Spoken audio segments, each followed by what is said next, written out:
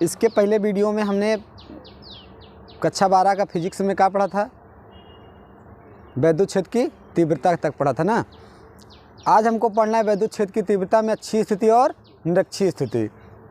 अच्छी स्थिति किसे कहते हैं और निरक्षीय स्थिति की कैसे गणना की जाती है, हमको ये पढ़ना है। तो इसको पढ़ने से पहले हम क्या पढ़ेंगे, वैद्युत द्विध्रुव। क्या पढ़ेंगे, वैद्युत द्विध्रुव। वैद्युत द्विध्रुव को P से व्यक्त करते हैं। किससे, P से।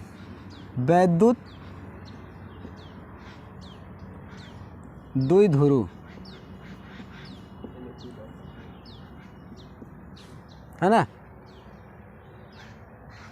वैद्युत द्विध्रुव, दो समान आवेश, ये दो क्या हैं, समान आवेश और क्या हैं, विजातीय हैं। एक पे प्लस चिन्ह तो एक पे माइनस चिन्ह। दो समान विजातीय आवेश रखे हों और इनके बीच की दूरी क्या हो, 2l हो। क्या हो, 2l। इस दूरी को क्या कहते हैं, प्रभावकारी लंबाई। क्या कहते हैं, प्रभावकारी लंबाई कहते हैं, दूरी कहते हैं। प्रभावकारी लंबाई या दूरी कहते हैं। तो वैद्युत द्विध्रुव बराबर क्या होता है, आपका वैद्युत द्विध्रुव बराबर हो जाएगा, वैद्युत द्विध्रुव बराबर हो जाएगा आपका दोनों में से एक आवेश, दोनों में से एक आवेश, एक आवेश तथा प्रभावकारी लंबाई के गुणनफल को, प्रभावकारी लंबाई के गुणनफल को क्या कहते हैं, वैद्युत द्विध्रुव। हमने कहा वैद्युत द्विध्रुव को किससे व्यक्त करते हैं भैया, P से व्यक्त करते हैं। तो दोनों में से एक आवेश का मतलब Q हो गया और प्रभावकारी लंबाई कितना है, 2l। तो P बराबर क्या हो जाएगा, 2ql हो गया। इसका मात्रक क्या हो जाएगा, मात्रक देख लेते हैं हम। तो मात्रक इसका हो जाएगा कूलाम, आवेश का मात्रक क्या हो जाएगा, कूलाम, इसका मीटर। इसका मात्रक क्या हो गया, कूलाम मीटर, है ना भाई, कूलाम मीटर हो गया। बीमा इसकी क्या हो जाएगी, बीमा हो जाएगी AT और ये दूरी है तो l, तो क्या हो जाएगा ATL। ये क्या हो गई, इसकी बीमा हो गई। अगर आपको बीमा याद है तब भी आप क्या कर सकते हो, इसका मात्रक लिख सकते हो। अब इसका मात्रक एक फॉर्म में ये हो जाएगा मीटर सेकेंड एम्पियर। एक मात्रक ये भी हो जाएगा।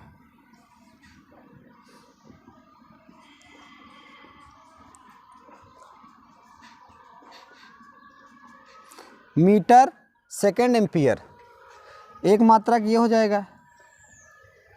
तुमने कहा वैद्युत द्विध्रुव किसे कहते हैं, यदि दो समान विजातीय आवेश जिनके बीच की दूरी 2l हो, तो दोनों में से एक आवेश और प्रभावकारी लंबाई के गुणनफल को क्या कहते हैं, वैद्युत द्विध्रुव कहते हैं। वैद्युत द्विध्रुव को P से व्यक्त करते हैं, P बराबर 2ql हो गया। मात्रक कूलाम मीटर, बीमा ATL हो जाएगी। भैया आवेश का मात्रक क्या था, कूलाम, और लंबाई का मात्रक मीटर, तो क्या हो गया, कूलाम मीटर। तो ये दूसरा मात्रक हो जाता है। दूसरा मात्रक क्या, metre second, S ampere, T से टाइम का, सेकेंड हो गया, L से मीटर, तो मीटर सेकेंड एम्पियर हो गया, है ना। अब हम देखते हैं वैद्युत क्षेत्र की तीव्रता का अच्छी स्थिति और निरक्षीय स्थिति। अच्छी स्थिति और निरक्षीय स्थिति देख लेते हैं वैद्युत द्विध्रुव का। ये परिभाषा हो गई।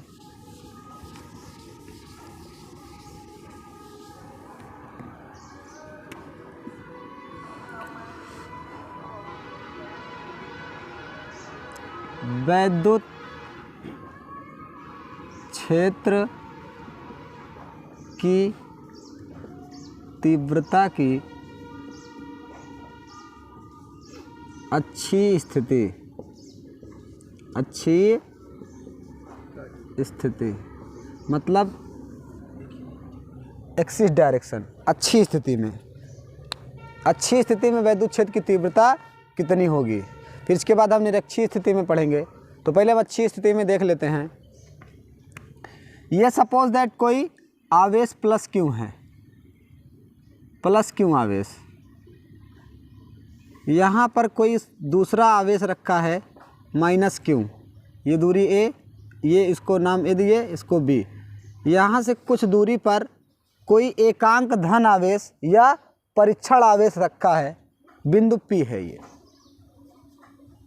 है ना। यहाँ क्या रखा है, एकांक धनावेश, एकांक या परीक्षण आवेश, परीक्षण आवेश। इससे हम क्या करें, इसकी परीक्षण कर रहे हैं कि कहाँ वैद्युत क्षेत्र की तीव्रता कितना होगी, और इसी पे हमको वैद्युत क्षेत्र की तीव्रता की गणना करना है। तो ये एकांक धन परीक्षण आवेश है, तो एकांक धन परीक्षण आवेश है, तो ये इसको क्या करेगा, आकर्षित। तो इधर हो जाएगा, मान लो हम माइनस ई क्यों हो जाएगा, ये इसको आकर्षित करेगा। भाई ये क्या है माइनस और ये क्या है प्लस, तो ये क्या करेगा, इसको आकर्षित करेगा, और ये इसको क्या करेगा, प्रतिकर्षित करेगा ये वाला, क्योंकि ये क्या है, विजातीय सजाती है। तो सजाती क्या करते हैं, प्रतिकर्षित करते हैं। यहाँ एकांक धन आवेश है जिसको परीक्षण आवेश कहते हैं हम, है ना, एकांक धनावेश या परीक्षण आवेश। तो ये क्या करेगा, इसको प्रतिकर्षित करेगा, तो इसका जो है प्रतिकर्षण इधर हो जाएगा, ई प्लस क्यू, है ना। वैद्युत क्षेत्र की तीव्रता सदिश राशि होती है ना, इसीलिए दिशा दिखाना पड़ता है। तो अब हम देख लेंगे ई प्लस के कारण और ई माइनस के कारण वैद्युत क्षेत्र की तीव्रता, है ना। तो हमने आपको सूत्र बताया है वैद्युत क्षेत्र की तीव्रता का, ई बराबर होता है 1/4 pi epsilon not into Q upon are square, यही होता है ना। तो अब हम क्या करेंगे, माइनस क्यू के कारण, किसके कारण, माइनस क्यू के कारण उत्पन्न, और ये लंबाई प्रभावकारी लंबाई हो जाती है मान लो 2l, यहाँ से यहाँ तक का ये दूरी हो गई, और इसका मध्य बिंदु हो गया, सपोज दैट ये l है और ये l है, तो l दोनों मिला के 2l, और यहाँ से बिंदु P से यहाँ तक की दूरी कितना हो गई, सपोज दैट स्मॉल r मान लेते हैं हम, है ना। तो माइनस क्यू के कारण उत्पन्न, हमने कहा यहाँ से यहाँ तक प्रभावकारी लंबाई होगी 2l हो गया, क्योंकि दोनों समान आवेश है, चिन्ह क्या है, विपरीत है। और ये यहाँ से यहाँ तक का ओ तक का कितना हो गया l, और ये l, तो ये 2l हो गया, और यहाँ से यहाँ तक की दूरी कितनी हो गई, r हो गई, है ना। अब माइनस क्यू के कारण उत्पन्न वैद्युत क्षेत्र की तीव्रता, वैद्युत क्षेत्र की तीव्रता, तो माइनस क्यू के कारण क्या हो जाएगा, ई माइनस क्यू बराबर, यही वाला पूरा लिखते हैं 1/4 pi epsilon not into Q upon r के स्थान पे, यहाँ पहले ये इस्तेमाल किए थे, या यहाँ पे आर के स्थान पे क्या इस्तेमाल करना है, यहाँ से यहाँ तक की दूरी, यहाँ से यहाँ तक की दूरी, मतलब बी से पी तक, बी से कहाँ तक, पी तक हमको देखना है। तो बी से पी तक देखेंगे तो भैया यहाँ से यहाँ तक, मतलब ओ से बी तक यल है, और ओ से पी तक आर है, तो हमको यहाँ तक की दूरी निकालना है, ये वाली दूरी यहाँ से यहाँ तक की निकालना है। तो हम क्या करेंगे, आर में से यल को घटा देंगे, मतलब इतने पूरे में से इतना पूरा घटा देंगे, तो यही ना बचेगा। कहने का मतलब ओ पी से अगर हम ओ बी घटा देंगे तो पी बी ही तो बचेगा, और यही दूरी हमको चाहिए। तो यहाँ से हम घटा लेते हैं, ये जाएगा आर माइनस यल। तो यहाँ हम क्या लिख देते हैं, बी पी का स्क्वायर, और दिशा क्या हो जाएगी, पी से बी की ओर है ना, पी से बी की ओर, ये इसको आकर्षित करेगा। अब प्लस क्यू के कारण, या इसमें लिख देते हैं माइनस ई क्यू बराबर 1/4 पाई एप्सिलॉन नॉट गुणे क्यू अपान बी पी का मान यही लिख देते हैं हम, बी पी का आर माइनस यल।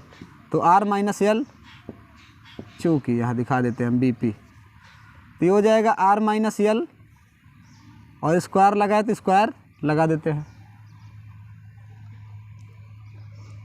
समीकरण नंबर 1। अब देखते हैं प्लस क्यू के कारण, किसके कारण, प्लस क्यू के कारण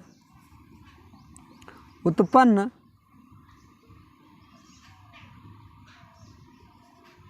वैद्युत क्षेत्र की तीव्रता।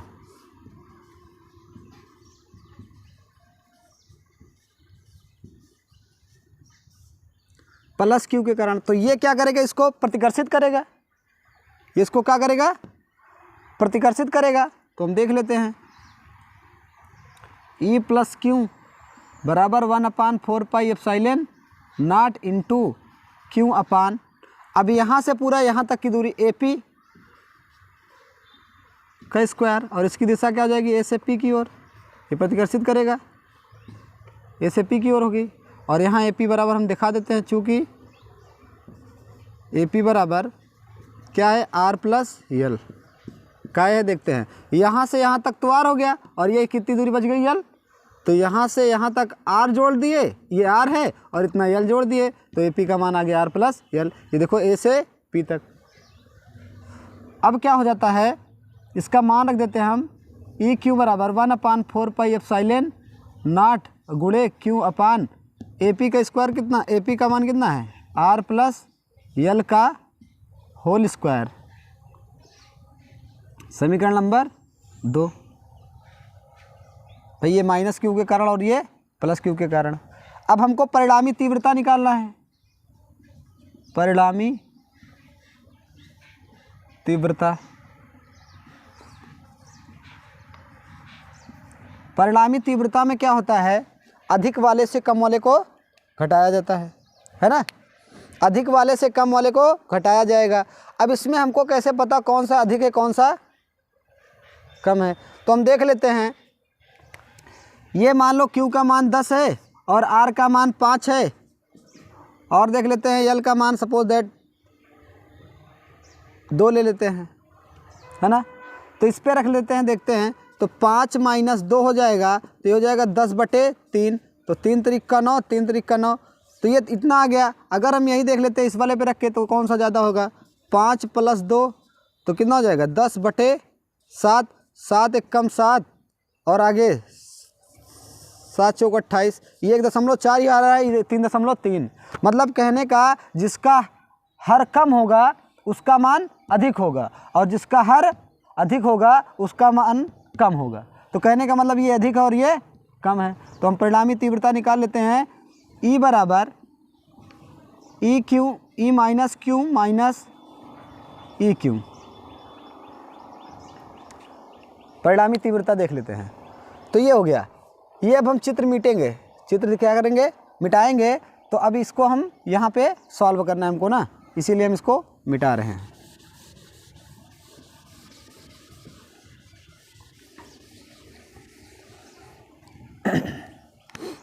तो E बराबर क्या हो जाएगा, E माइनस क्यू का मान कितना है, 1/4πε नॉट, और ये हो जाएगा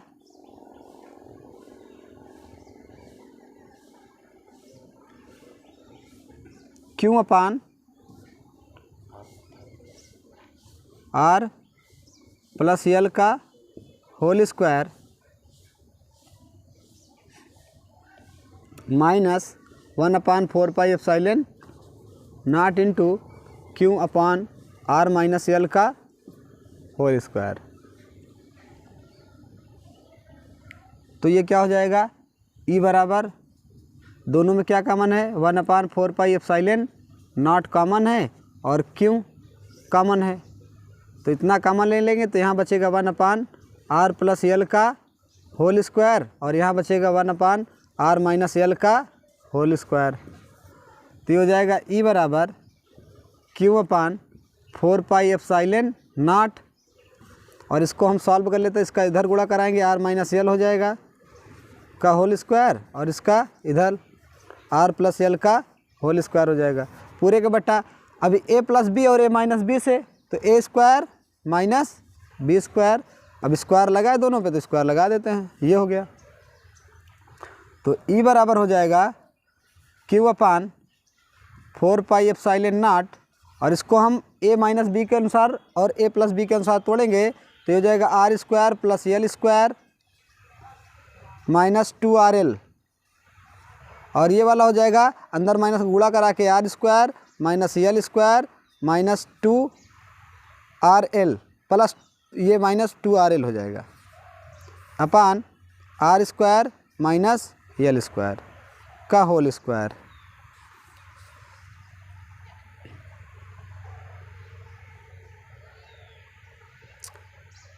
परिणामी तीव्रता का मतलब प्लस होता है, शायद दोनों का योग करेंगे ना। परिणामी तीव्रता सही है, माइनस ई माइनस क्यों हो गया, और इसका अगर हम माइनस का गुणा कराएंगे तो ये आर माइनस एल इधर हो गया और ये आर प्लस एल, और ये उल्टा घटा दिए हैं, यहाँ माइनस रहेगा और ये प्लस। ये भैया ज़्यादा है ना तो कम वाले को घटाएंगे, हम उल्टा घटा दिए ना, तो कुछ नहीं हो गया है आर माइनस एल, तो इधर प्लस कर देते हैं और इधर क्या कर देते हैं माइनस कर देते हैं, तो ये प्लस हो जाएगा, ये क्या हो जाएगा माइनस हो जाएगा, तो ये तो यही रहेगा। फिर हम देख लेते हैं इसका, ये प्लस हो जाएगा 2RL, r square plus l square plus 2RL, और इसका अंदर गुणा कराएंगे तो r square minus L square ये प्लस 2RL हो जाएगा। अब सही है, तो ये हो जाएगा माइनस आर स्क्वायर और ये माइनस माइनस प्लस 2RL, तो हो जाएगा ई बराबर q upon 4 pi epsilon not into r square से आर स्क्वायर कैंसिल और एल स्क्वायर से एल स्क्वायर कैंसिल, और ये हो जाएगा 4RL upon r square minus L square. ये हो गया, इतना बचा। ये मैं ये ज़्यादा है ना, इसमें से इसको घटाएंगे तो हम उल्टा घटा दिए थे, यहाँ आर माइनस एल के स्थान पे आर प्लस एल लिख दिए थे, तो इसको आर माइनस एल बना लो, तो ये हो गया 4RL upon r square minus L square. अब आगे हम देख लेते हैं, इसके आगे यहाँ से इसको मिटा देते हैं, इसके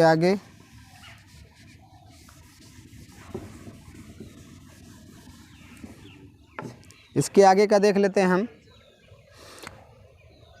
अब क्या करते हैं, यदि हम क्या कर दें, यदि यल बहुत छोटा हो आर की तुलना में, आर की तुलना में क्या हो, यहाँ यल बहुत छोटा हो तो क्या होगा देखते हैं।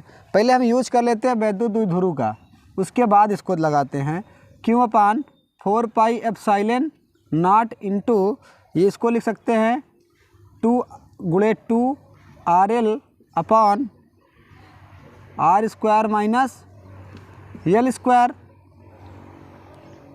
का होल स्क्वायर, तो हो जाएगा ई बराबर q 1/4 pi epsilon naught 1/4 pi epsilon not into 2 गुणे 2QL इंटू आर बटे r square minus L square का होल स्क्वायर। ये देखो आर, ये वाला आर इधर लिख दिए हैं बस, और ये 2QL, चूँकि अभी बताए हैं P बराबर 2QL होता है, तो इसके स्थान पे हम यूज कर लेते हैं, तो E बराबर 1/4 पाई एप्सिलॉन नॉट, ये हो जाएगा 2PR upon are square minus L square का होल स्क्वायर। यदि आर बड़ा हो यल से तो r square greater than l square, या यल को नगण्य मान लेते हैं, का नगण्य यहाँ पे, तो क्या हो जाएगा ई बराबर 1/4 pi epsilon not into 2P upon 2PR upon r square, ये तो 0 हो जाएगा, इसको हटा देंगे तो ये हो जाएगा 2 दूना 4 हो जाएगा, है ना भाई, इसको हटा दिए तो ये 2 दूना 4 हो गया, तो एक आर से आर कट गया तो आर क्यूब बच जाएगा यहाँ, तो यहाँ ई बराबर कितना हो जाएगा 1/4 pi epsilon not into 2P upon r cube. ये अच्छी स्थिति में वैद्युत क्षेत्र की तीव्रता का सूत्र हो गया। इसका मात्रक क्या हो जाएगा, न्यूटन प्रति कूलाम। न्यूटन प्रति क्या होता है, कूलाम। वैद्युत क्षेत्र की तीव्रता है तो चाहे अच्छी हो चाहे निरक्षीय स्थिति मात्रक तो वही होंगे ना, मात्रक तो नहीं बदल जाएंगे। तो ये है आपका E बराबर 1/4πε0 2p/r³। ये तो ये इसमें जितना ना समझ में आया हो बताओ। तो वो E बराबर 1/4πε0 यहीं से थोड़ा सा क्या किया था, अधिक वाले से कम वाले घटाना था हमको, तो हमने उल्टा लिख दिया था, तो इसको सही कर दिया है ये। तो ये आ गया अच्छी स्थिति। अब वैद्युत क्षेत्र की तीव्रता का हम क्या देख लेते हैं, निरक्षीय स्थिति। तो ये अच्छी स्थिति हो गई, और क्या देख लेते हैं, निरक्षीय स्थिति। तो वैद्युत क्षेत्र की तीव्रता की निरक्षीय स्थिति देख लेते हैं।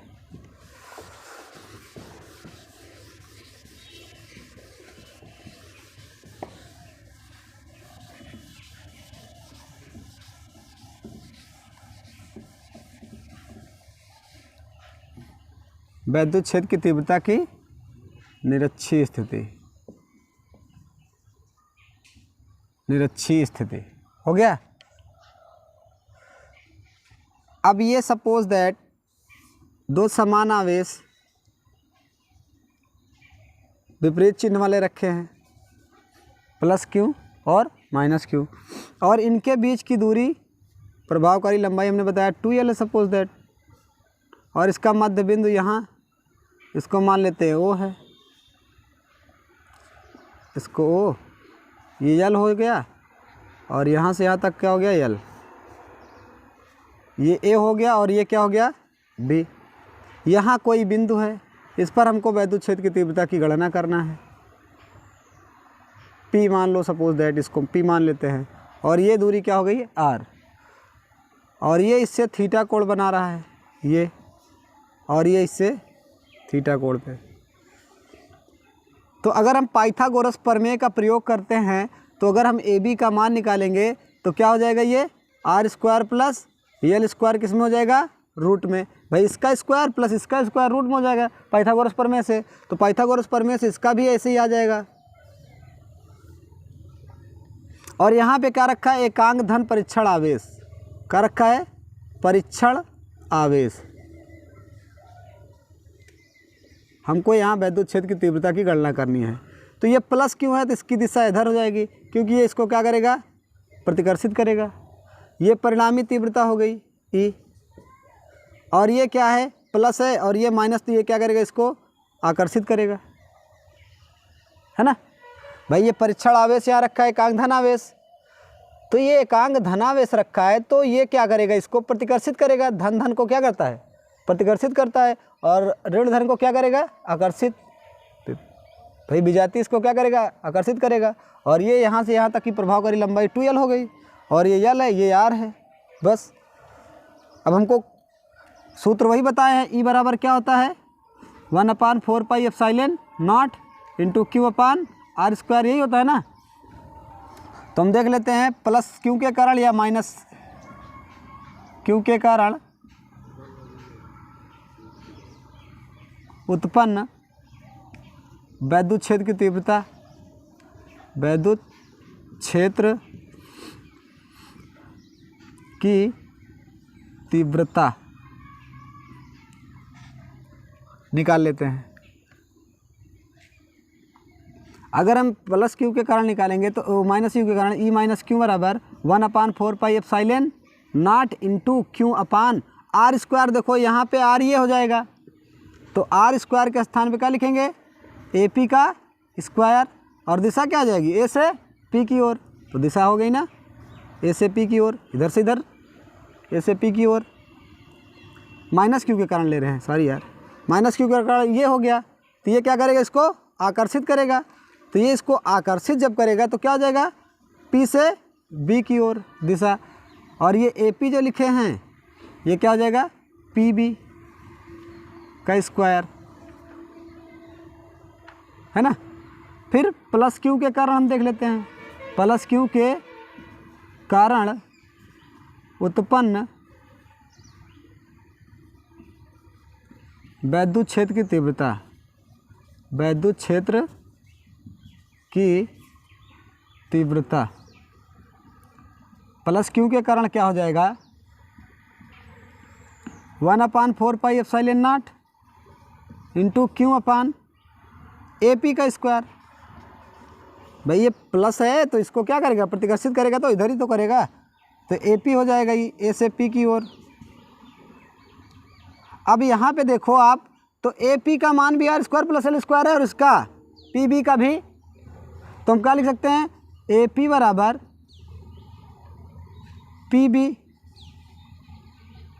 और आप कक्षा 11 में पढ़े हो समांतर चतुर्भुज के गणितीय योग में, क्या जब ए बी कुछ कोण पे झुके हों, है ना, और ए बराबर बी हो, तो क्या हो जाता है, परिणामी आर बराबर 2a कास थीटा बाई 2। ये चतुर्भुजी योग के नियम से है, समांतर चतुर्भुजी योग के नियम से। इसका परिणामी क्या हो जाएगा, 2a कास थीटा बाई 2। तो इसका हम परिणामी निकाल लेते हैं, तो परिणामी निकालेंगे ई बराबर दोनों में से एक हो जाएगा, तो 2a दोनों में से एक ले लेते हैं, तो 1/4 pi epsilon not into Q upon A P का square into cos theta by 2। यहाँ देखो थीटा था तो थीटा बाई 2, लेकिन यहाँ पे क्या हो जाएगा, जो त्रिभुज का बहिष्कोण होता है सुदूर स्थित दोनों कोणों के योग के बराबर होता है, तो यहाँ 2 थीटा रहेगा, तो क्या हो जाएगा 2 थीटा अपान 2। भाई त्रिभुज का जो बहिष्कोण होता है सुदूर स्थित दोनों अंतः कोणों के योग के बराबर होता है, तो ये वाला त्रिभुज और ये वाला त्रिभुज लगाए, ये वाले पूरा त्रिभुज में ये वाला कोण और ये वाला कोण इस त्रिभुज से सुदूर है ना, इस वाले बहिष्कोण से सुदूर है, तो ई का योग क्या हो जाएगा इसके बराबर। तो ये हो गया। अब हम क्या करते हैं, ये वाला चित्र हमको मिटाना पड़ेगा, अब चित्र का कोई काम नहीं है। यहाँ से हम निकाल लेते हैं एपी का मान, एपी बराबर r square plus l square है चूंकि में, और हम निकाल लेते हैं, ये वाला चित्र मिटा देते हैं, और हम निकाल लेते हैं कास थीटा। क्या निकाल लेते हैं, कास थीटा निकाल लेते हैं। कास थीटा बराबर क्या हो जाएगा, ये कास थीटा है तो कास थीटा बराबर होता है आधार बटे कर्ण, तो थीटा से लगी हुई भुजा क्या होती है, आधार, और ये क्या हो जाएगा कर्ण, थीटा के सामने वाला लंब होता है, तो कास थीटा बराबर आधार बटे कर्ण होता है, तो आधार कितना हो गया एल, और कर्ण क्या हो गया l upon are square plus l square. ये क्या हो जाएगा, कास थीटा बराबर आधार बटे कर्ण। तो हम क्या करते हैं, इसी में सब अप्लाई कर देते हैं, पूरा मान भर देते हैं, एपी का मान हमको पता है, कास थीटा का सब इसी में भर देते हैं, और क्या हो जाएगा, परिणामी तीव्रता आ जाएगी, तो इसको मिटा देते हैं। परिणामी तीव्रता निकाल लेते हैं भैया, देख लेते हैं। तो ई बराबर हो गया 2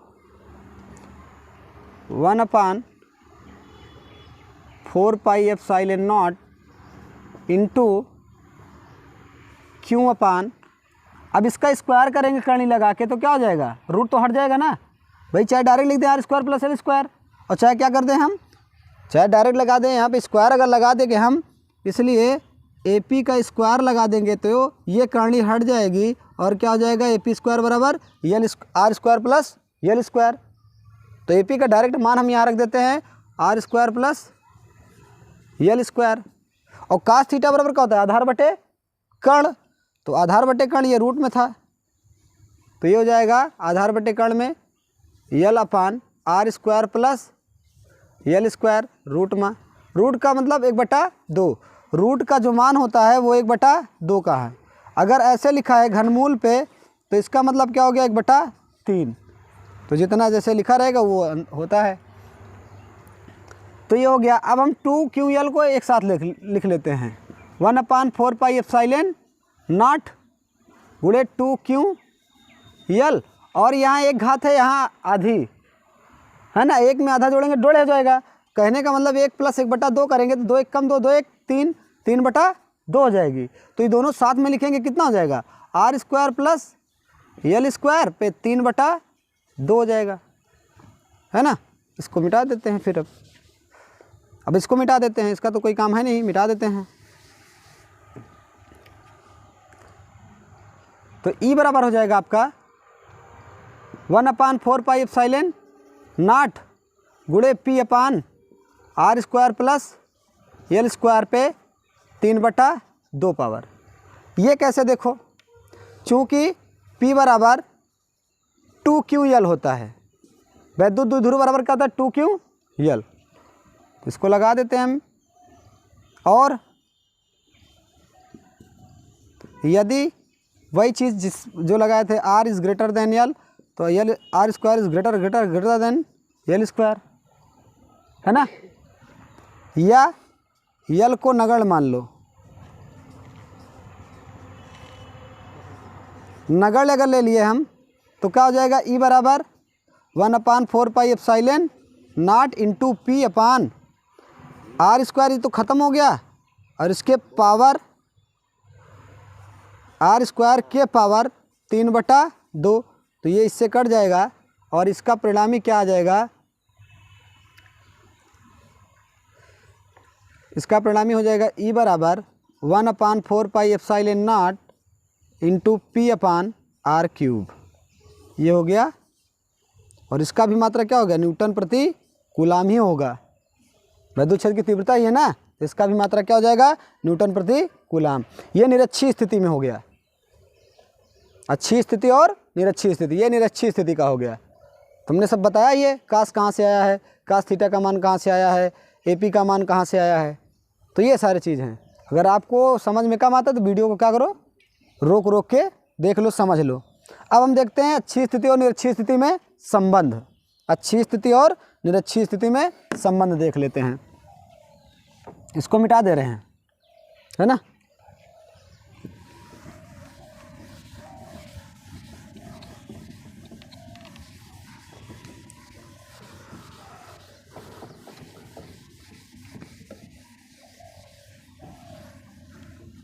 अच्छी स्थिति और निरक्षीय स्थिति में संबंध, अच्छी स्थिति और निरक्षीय स्थिति में संबंध।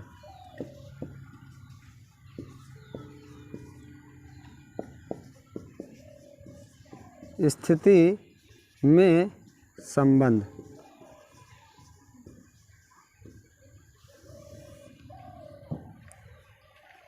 अच्छी स्थिति और निरक्षीय स्थिति में संबंध देख लेते हैं। तो आपको भी देखो, हमने सूत्र बताया था, E बराबर अच्छी स्थिति में